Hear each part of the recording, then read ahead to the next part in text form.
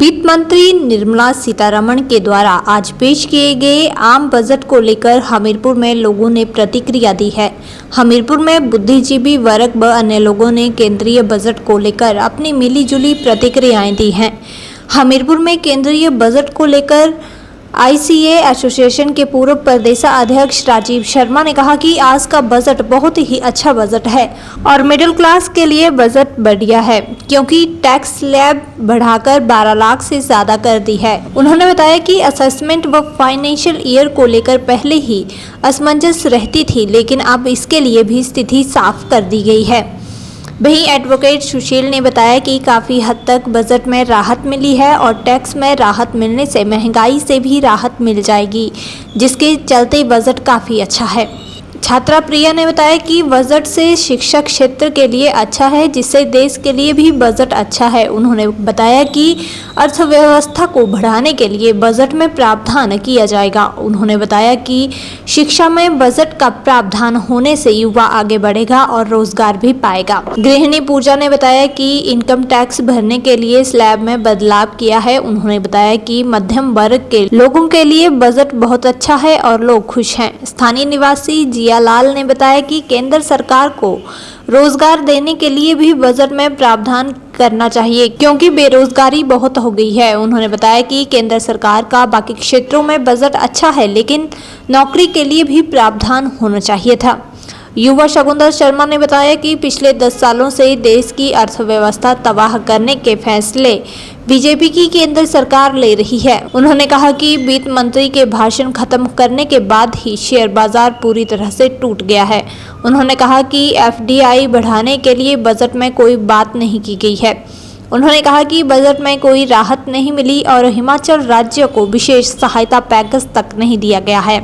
9 years ago, Super Magnet Group took the first humble step towards reinventing school education by establishing a school to cater the need for fastly changing scenario in education. With just 5 students, the journey started through culmination of 3 young minds, Engineer Shagundar, Mrs. Vatika Sood and Mr. Amit Kapil, has blossomed into a thriving educational group having more than 1000 students.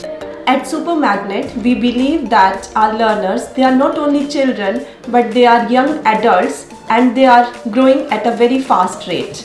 We are introducing AI as a part of our curriculum. Super Magnet has helped me to develop my collaboration skills, learning skills and refined set of abilities.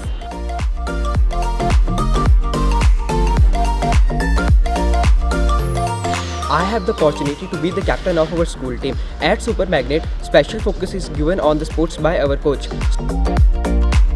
We are creating the environment that will help and encourage our students who think out of the box.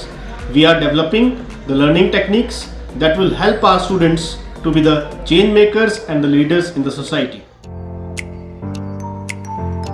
It's not just a school, but a family to all of us.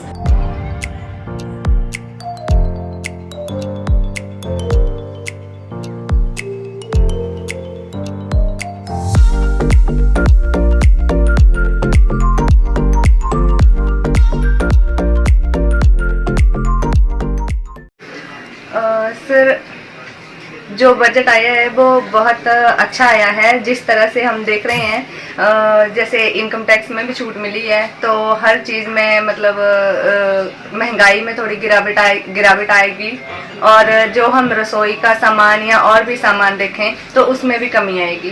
ताकि हम ये बताएं कि बहुत अच्छा budget है, आम आदमी के लिए बहुत अच्छा है ये जो बजट आया है, ये जो बजट है, ये मीडियोकर मेनली जो देखा जाए तो मिडिल क्लास वर्ग को जो है वो फ़ायदा पहुंचाने के लिए दिया गया है। बहुत टाइम से ये बात चल रही थी कि मिडिल क्लास को जो है कर चुकाना पड़ता है और सबसे ज़्यादा नुकसान मिडिल वर्ग को ही होता है। लेकिन इस बजट में सरकार ने ये सारी चीज़ें ख़त्म कर दी हैं। सबसे ज़्यादा फ़ायदा मिडिल क्लास को ही होगा। आप देख लीजिए कि 12,75,000 की जो इनकम है उस तक जो है वो कोई टैक्स नहीं लगेगा। दूसरी चीज़ देखी जाए तो जो गंभीर बीमारियां जैसे कैंसर है और भी जो गंभीर बीमारियां हैं तो उनके ऊपर भी सरकार ने विशेष छूट दी है। और गवर्नमेंट हॉस्पिटल्स में भी डे केयर सेंटर्स जो हैं वो बनाए जा रहे हैं कैंसर पेशेंट्स के लिए। सभी सरकारी संस्थानों में जो है वो सरकार ने घोषणा करी है बनाने की। दूसरी चीज़, सरकारी स्कूलों में ब्रॉडबैंड की कनेक्टिविटी जो है वो देने की घोषणा करी है सरकार ने। मतलब ओवरऑल हम अगर ये देखेंगे तो सबसे ज़्यादा फायदा इसमें मिडिल क्लास को ही होगा। रोजगार तो सरकार ने तो देना चाहिए थे इनको, कुछ न कुछ इसके बारे में बड़ा प्रावधान रखना चाहिए। इसके बाद रोजगार के देने के लिए कुछ दे तो बहुत अच्छा लगेगा। बेरोजगार भी बहुत फैली हुई है, इसलिए बड़े इस पर है। मतलब बजट तो बहुत अच्छा दिया है ना सरकार ने, सेंट्रल सरकार का बजट है तो आना तो है ही है। पर इनको जो नौकरी करने के लिए टैक्स बनाएंगे तो किस हिसाब से वो करेंगे आगे, मतलब ना नौकरी भी देंगे तो अभी टैक्स भरेंगे। वो 12 लाख का तो ठीक कर दिए इन्होंने, फिर उस हिसाब से टैक्स भी तभी बढ़ेगा तो नौकरी देंगे उनको, तो अभी टैक्स लगेगा उस पर। आज का जो केंद्र सरकार द्वारा बजट पेश किया गया है, एक बहुत ही अच्छा बजट है। इसमें जो मिडिल क्लास के लोग हैं उनके ऊपर काफ़ी ध्यान केंद्रित किया गया है। इसमें जो पहले 7 लाख तक की इनकम टैक्स का स्लैब था, जहाँ तक इनकम टैक्स जो था वो 7 लाख तक माफ था, अब वो बढ़ाकर 12 लाख कर दिया गया है। 12 लाख से 15 लाख तक की आय वाले लोगों का जो इनकम टैक्स है वो 15% किया गया है। 15 लाख से 20 लाख तक 20% किया गया है, और 20 से 25 तक जो वो 25% है। 25 लाख से ऊपर वाली जो इनकम है उसके ऊपर 30% का इनकम टैक्स वो लगाया जाएगा। इसके साथ आपको सैलरी क्लास के लिए 75,000 की जो स्टैंडर्ड डिडक्शन है वो कंटिन्यू रहेगी, वो वैसी की वैसी रहेगी। परंतु ये जो सारी डिडक्शंस हैं, ये जो है 12 लाख तक की जो डिडक्शन है, इसका ऐसा प्रावधान किया गया है कि सेक्शन 87A के अंदर जो पहले रिबेट होती थी वो ही बढ़ा के 80,000 कर दी गई है। यानी कि अगर हम अलग भाषा में समझें तो ऐसा नहीं है कि जैसे अगर आपकी 12 लाख की इनकम हुई तो आपको इनकम टैक्स की रिटर्न फाइल नहीं करनी पड़ेगी। अगर कोई इनकम टैक्स की रिटर्न फाइल नहीं करता है तो उसको जो है वो पेनल्टी और जो बाकी के प्रोविजन है वो लगेंगे, और वो यही समझा जाएगा कि उसने अपनी इनकम टैक्स की रिटर्न जो है वो फाइल नहीं की है। इसलिए इनकम टैक्स की रिटर्न फाइल करना जो है इसमें नेसेसरी है। सेक्शन 87A में जो डिडक्शन है पहले वो 2,500 होती थी, उसके बाद फिर वो 10,000 की गई, अब वो बढ़ा के जो है वो 80,000 तक जो है वो 100% रिबेट की गई है।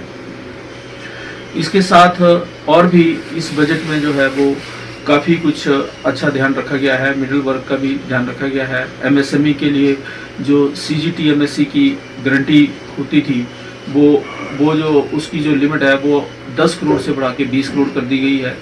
उसके साथ हमारा जो किसान क्रेडिट कार्ड के लिए, किसानों के लिए बहुत अच्छा इसमें प्रावधान रखा गया है कि KCC के जो कार्ड पहले 2 लाख के होते थे अब वो 5 लाख के कर दिए गए हैं।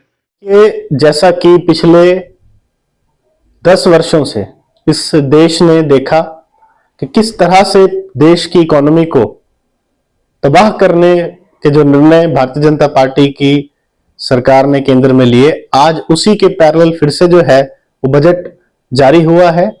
और उसका नतीजा आप देखिए कि जैसे ही फाइनेंस मिनिस्टर अपना भाषण खत्म करके हटी, उसके बाद जो शेयर मार्केट थी वो किस तरह से एकाएक जो थी वो टूट गई। और इस बजट में भी चाहे वो FDI निवेश को बढ़ाने के लिए कोई किसी तरह का क्या सरकार का रोड मैप होगा, किस तरह से हम फॉरेन इन्वेस्टमेंट लाएंगे, इसके ऊपर भी वो बिल्कुल मौन है और कहीं पे कोई विशेष राहत मैं समझता हूं इसके अंदर नहीं दी गई। और जैसा हमें हिमाचल प्रदेश के राज्य को उम्मीद थी कि कोई विशेष सहायता, विशेष पैकेज हमारे इस राज्य को मिलेगा, उसमें भी जो है वो निराशा हाथ लगी है। समाज के हर वर्ग को जो है वो इस बजट में जो है वो निराशा हाथ लगी।